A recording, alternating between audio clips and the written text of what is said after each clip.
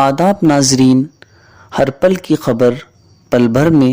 انہی دعووں اور وعدوں کے ساتھ آئی اے میڈیا سے امتیاز ندوی آپ کی خدمت میں حاضر ہے۔ محترم ناظرین،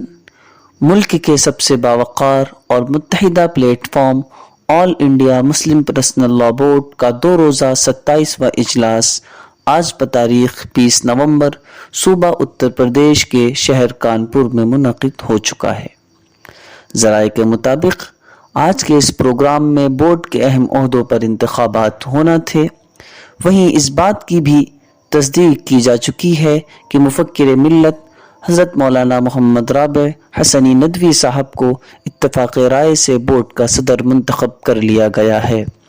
اور دیگر ذمہ داریوں کے لیے 40 اراکین عاملہ کا بھی انتخاب کیا جا چکا ہے۔ اس اہم موقع پر بورڈ کے صدر جناب مولانا محمد رابع حسنی ندوی صاحب، جناب مولانا محمد ارشد مدنی صاحب، صدر جمعیت علماء ہند حضرت مولانا جلال الدین عمری صاحب، نائب صدر مسلم پرسنل لاء بورڈ حضرت مولانا محمد عمرین محفوظ صاحب رحمانی، سیکریٹری مسلم پرسنل لاء بورڈ اسٹیج پر جلوہ افروز رہے۔ بورڈ کے اس عظیم الشان اجلاس میں ملک کی مایہ ناز مقبول ترین شخصیت صدر آل انڈیا مجلس اتحاد المسلمین جناب بیرسٹر اسد الدین اویسی صاحب بھی موجود تھے۔